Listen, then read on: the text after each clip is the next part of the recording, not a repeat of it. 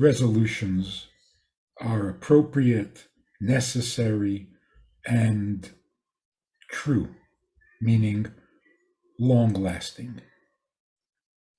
Something that is going to be valuable not only for 1 year, not for 10 years, but for the rest of your life. So let's begin with the most practical, the most universal, and that is charity. We should all make the resolution that charity should become a daily event.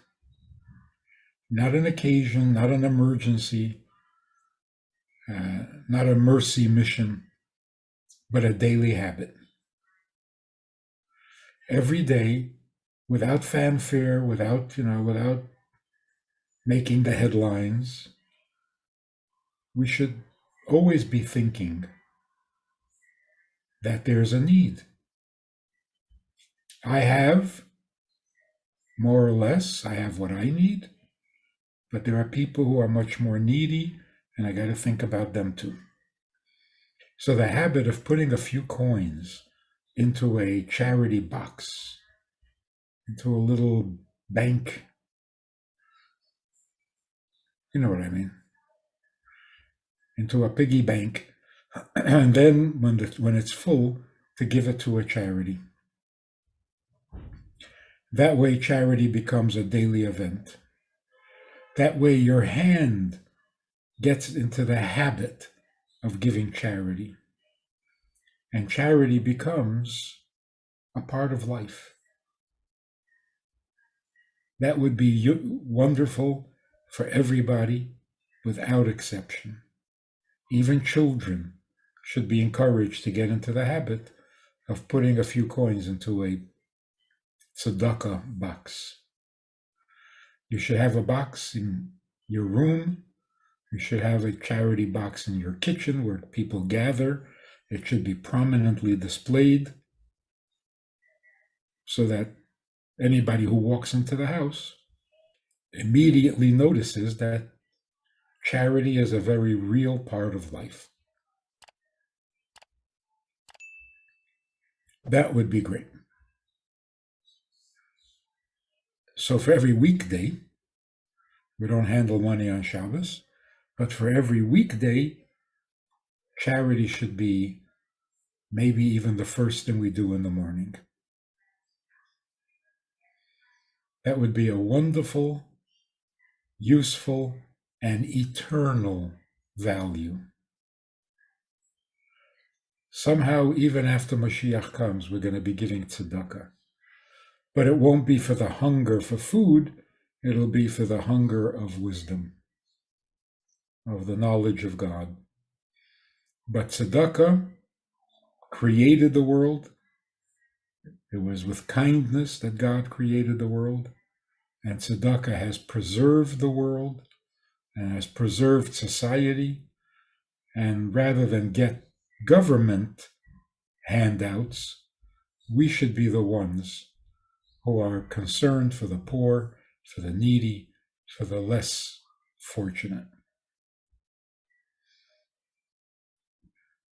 Number 2, a resolution for women. Lighting the Shabbos candle at the right time on Friday afternoon, 18 minutes before sunset. Making the blessing and welcoming the Shabbos. One would think that if you welcome the Shabbos by lighting a candle and being so traditional, then you would have to observe the Shabbos strictly and orthodoxly. Otherwise, you're kind of being hypocritical.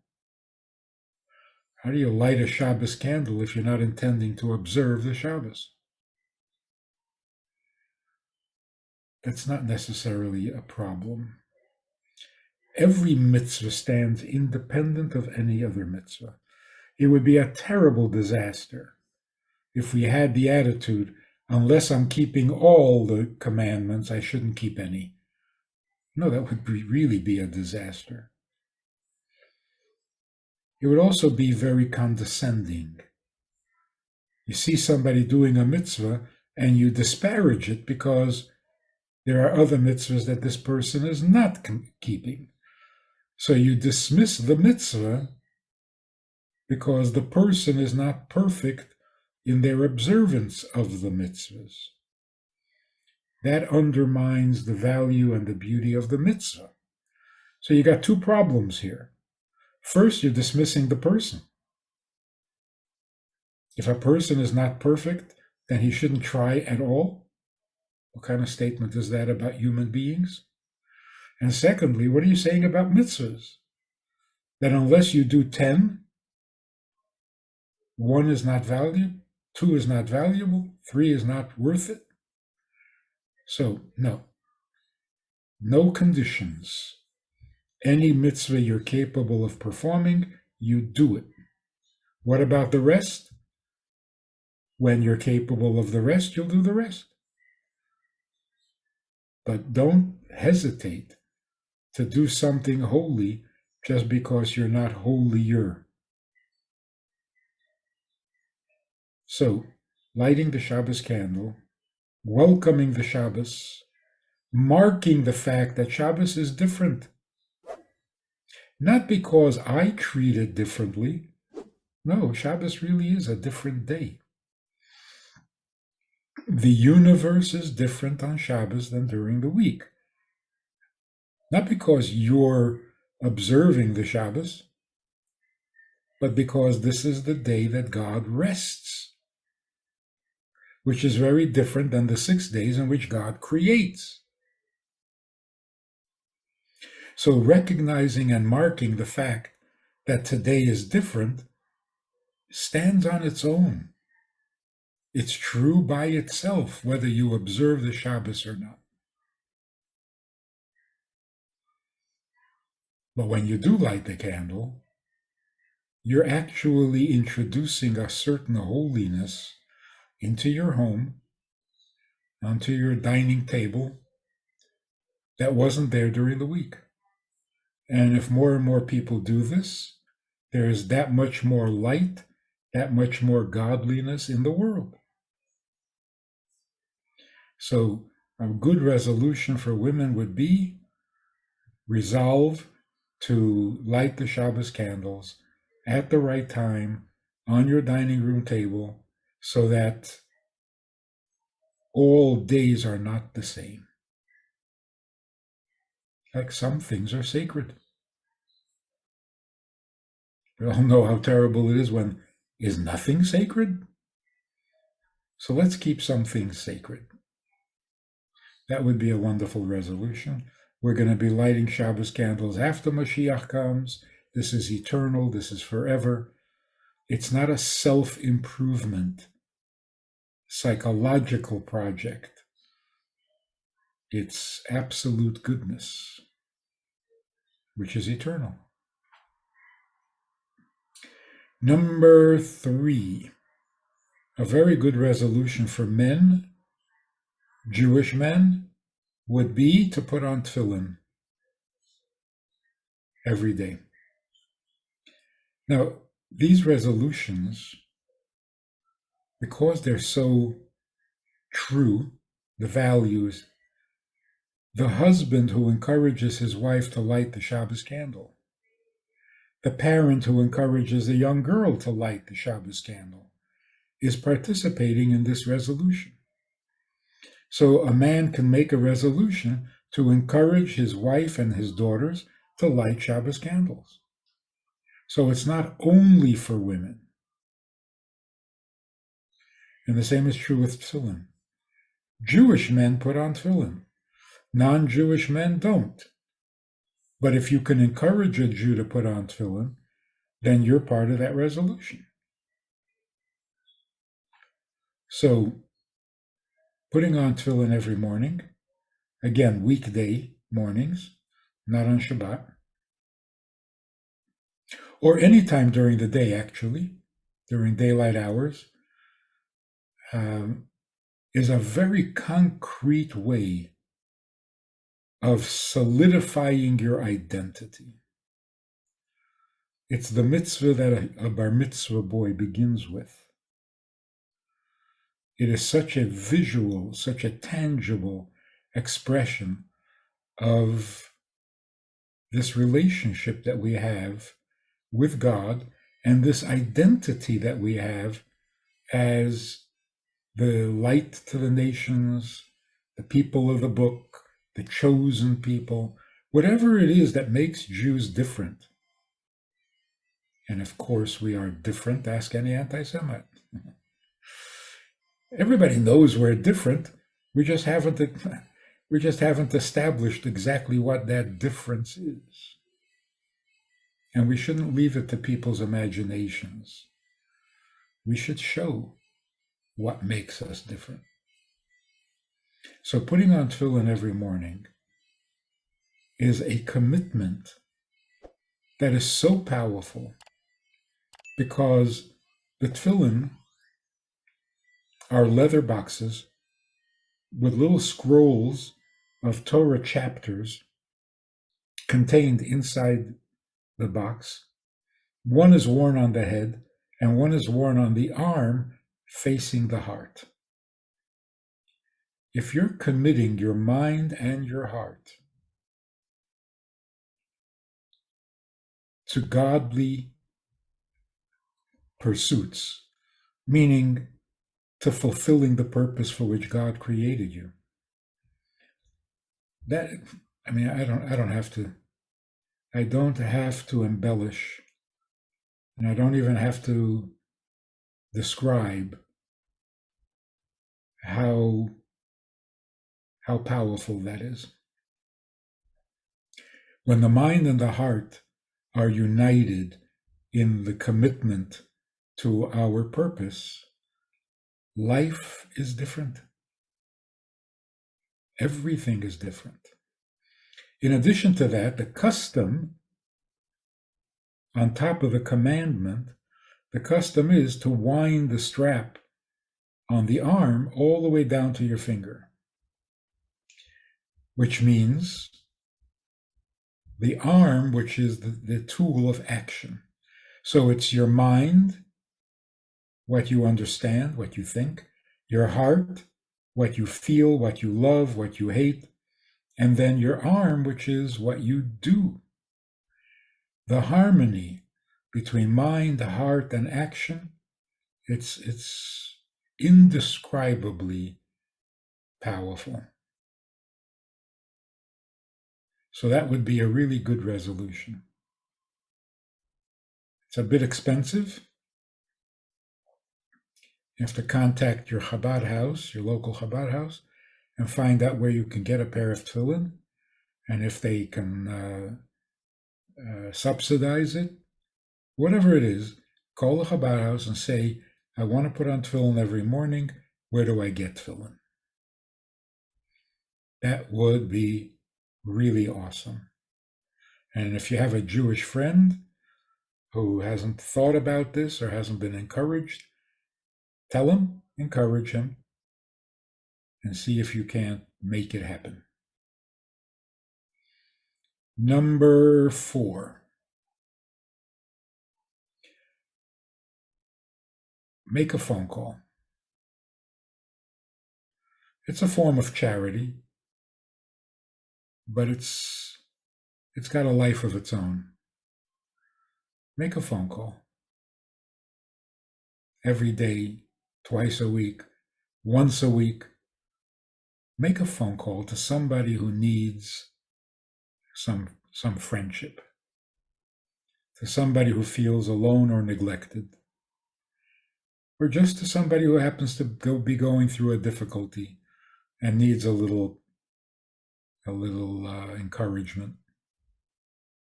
And just have a conversation. Don't try to solve their problems. Don't try to fix everything. Just show an interest. Talk nonsense, doesn't matter. But be consistent. You might just be saving a life. Either in the literal sense, or in the emotional sense, or in the familial sense. You might be saving a family. You never know how much good a little phone call can do. And this, of course, is for everybody, for all ages. It's universal. Number 5. If we don't fill our heads with good information, true information, uplifting information, then our heart is lost, doesn't know what to feel, doesn't know what it feels, is unsettled, mood swings, mood changes, simply because the mind is not feeding the heart a healthy diet. So we're very worried about our physical diets. We should make a resolution. I will read, I will study, and I will fill my mind with holy stuff, which is always healthy, with true stuff, which clears away the confusion. And that, of course, is Torah subjects. Any book of Torah you can get hold of. Any subject in Torah that you're interested in. Fill your mind. Get the books, have them in your house, and fill your mind. This will make you wiser. It'll give you answers for yourself, for others. Makes great conversation, meaningful conversation. Discussing something you read, something you learned in Torah. Even between husband and wife, it's got to bring an improvement, an ennoblement of their life together. So let's make that the 5th resolution. Educate. Educate yourself with the best, the healthiest, the most refined, and the truest information. Knowledge of Torah. And this is again universal. Men, women, children, Jews, non-Jews, doesn't matter. We all have a brain, and the brain is hungry. And you feed it junk food, well, the results are not so good. You feed it real information, things that have been true forever and will be true forever. This is healthy. This is good. This will encourage all sorts of other good resolutions in the course of the year. So those are the 5 suggestions to take advantage of the fact that for whatever reason, or however it started, there is this custom that on a new year you make resolutions. It's probably a Jewish origin, because on Rosh Hashana is a day of judgment where we promise God to do better. Well, that means making good resolutions. So it spilled over into the secular world that on the secular New Year, people make resolutions. But unfortunately, it's usually about going to the gym or losing weight or not spending so much money, or maybe spending more money. But these are temporary things. These are very limited, finite things. If you're going to make a resolution, go for the gold. Make the kind of resolutions that need to happen anyway, that are valuable in their own right, that are true forever. That's a real change. And as you do that yourself, you're changing the whole world. When you lose weight, the world is not better off. But when you do a mitzvah and bring some godliness into the world is better off. And one final thought. As you do a mitzvah, and bring godliness into your mind, into your heart, into your body, into your home, into the world.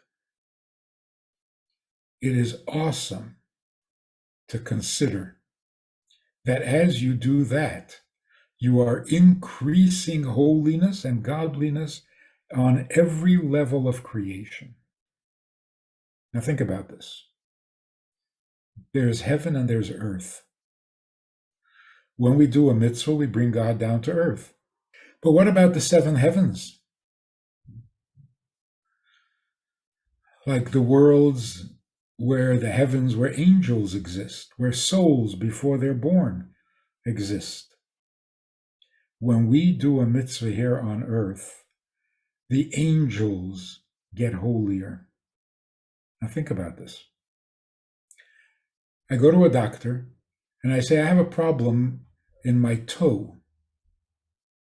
The doctor examines me and says, you're not getting sufficient circulation to your toe. So we're going to do something to increase the circulation to your toe, and your toe will stop hurting. How do you increase circulation to the toe? Well, you got to bring more blood from the heart. The blood and the oxygen that it carries will circulate to your toe, and your toe will be healthy. But how does it get to the toe from the heart? It's got to go through your whole body. So every part of your body, which was healthy to begin with, will now get an increase of circulation. More life, more oxygen. So every part of the body on the way to the toe benefits when you bring circulation to the toe. When you bring godliness to the earth, it's got to go through all the heavens. It's got to come down the ladder that stands on earth and reaches into heaven. So all the rungs on that ladder are going to benefit from the mitzvah you did in order to bring God down to the earth on which the ladder stands.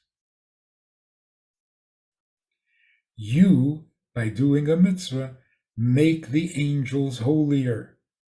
You bring them more inspiration, more godly energy. That's pretty impressive. That's why human beings are greater than angels.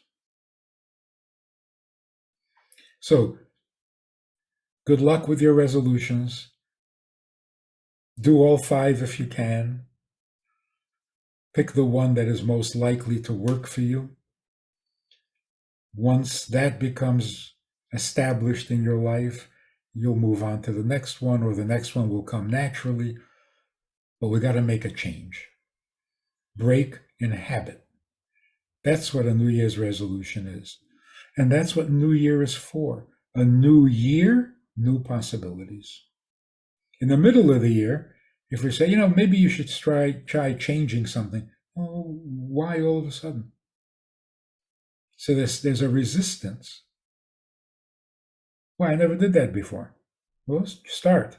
Why all of a sudden? But if it's a new year, then that question, that objection disappears. It's a new year. You're a year older. Shouldn't something change? Now it makes sense to bring a change, to make a change, and it's more likely to happen.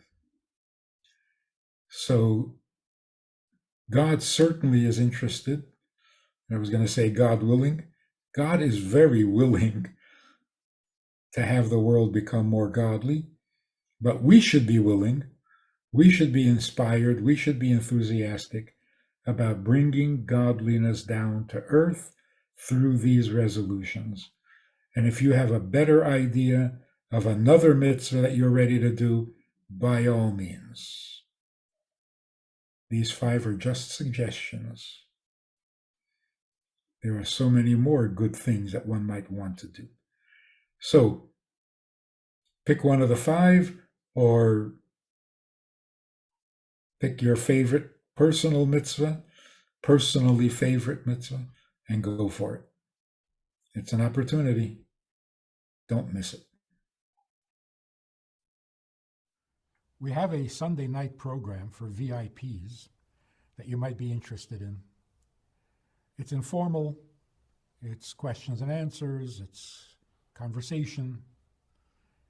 It's really relaxed, it's really pleasant, enjoyable, informative, and kind of community-like. It's a Sunday night program. There's a Wednesday morning program for the VIPs, and there's a Wednesday night program. All of it just conversation, casual, laid back, unscripted. So join us. Take a look. Click the link below and see which of the three suits you best, and join us for some enjoyable conversation.